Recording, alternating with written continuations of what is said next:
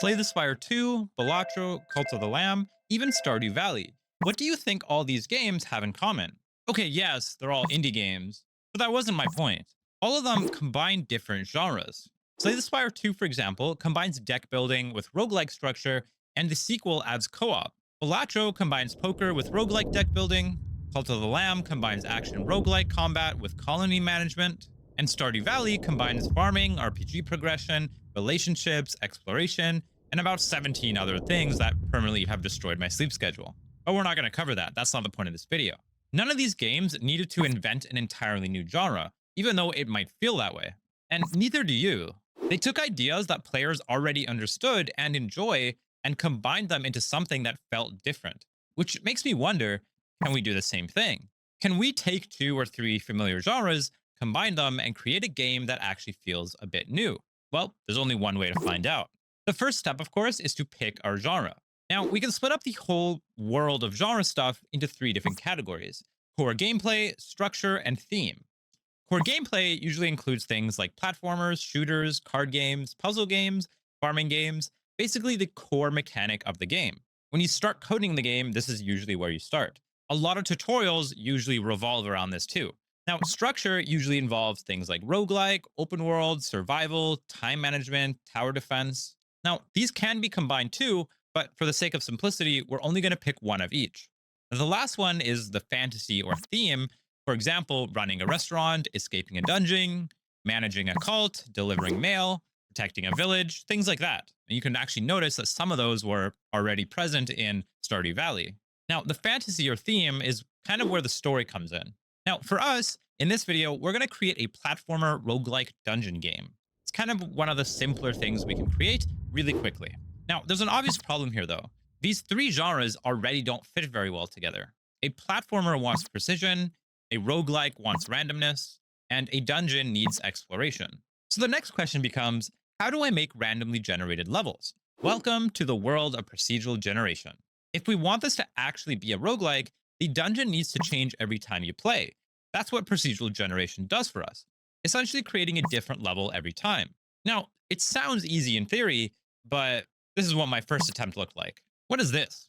Who the heck made this? Okay, so maybe it's not that easy to just create infinite rooms. So after reading a bit online, I found Spelunky makes its dungeons like this. Basically, it places rooms next to each other, but obviously that doesn't really work. So each room, when generated, becomes a number between 0 and 3, where 0 is a side room that does not have a solution path, 1 is a room that is guaranteed to have a left exit or a right exit, and so forth. You can see the rest on the screen.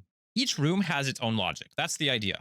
But the main thing to keep in mind is we still need at least one solution path that the player can follow without having to break any tiles, because we're not creating Spelunky here. Now, this is pretty cool so far. However, it doesn't really feel like a cave yet. Okay, that's pretty cool, but we need some light. Amazing.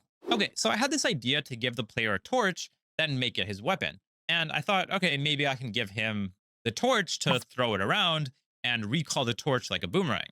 Okay, yeah, I'm going to be honest, I scrapped this idea pretty quickly. Not because of this. This is not the reason, I promise. But for other reasons. Okay. Truth be told, the idea was pretty stupid anyways, so I thought I'd simplify things a bit and just give the player a gun. Alright, jokes aside, let's see what we have now. We have a player who can shoot, a dungeon that has a bit of darkness and light, and of course a platformer. That's pretty much all three genres that we just talked about a few minutes ago. And at this point, the game is complete to an extent. But this is where, as a game developer, we can call this proof of concept. Realistically, this took me about a day or so to complete. Now, don't get me wrong, this is actually really bad. And if I spent another 90 hours on it, it would probably look something more like this. Not bad, but obviously it's still a demo. But it's a bit more complete demo with more features like a shop, items, boss fights, etc. Things that just make it feel like an actual game. Now, at this point, the game technically has everything that we just talked about. There were dungeons to explore, enemies to fight, items to collect, even a shop. And I've successfully combined the three different genres. But when you actually play it, it still feels wrong, like something is not really there. You play it for about 10 minutes, and I got bored. And this is honest feedback to myself. I played it myself, and after about 10 minutes, it genuinely was just, I don't want to play this anymore. Now, sure, I can just say it's a lack of content, which it probably is. A lot of it gets very repetitive, But the platforming didn't really affect the roguelike system. The random generation didn't really create that many interesting decisions. And most of the exploration just involved walking around until I found either the next room or just random stuff. The point here is that a collection of mechanics doesn't necessarily give you a good game. For the combination to actually work, the different systems need to change how each other were played. Like basically each genre had to work well together. And it means we need to decide what the game is really about. And this is kind of where the theme comes back into play. When you look at a successful when you look at successful genre combinations, the genres aren't usually all equally important. One of them is usually in charge.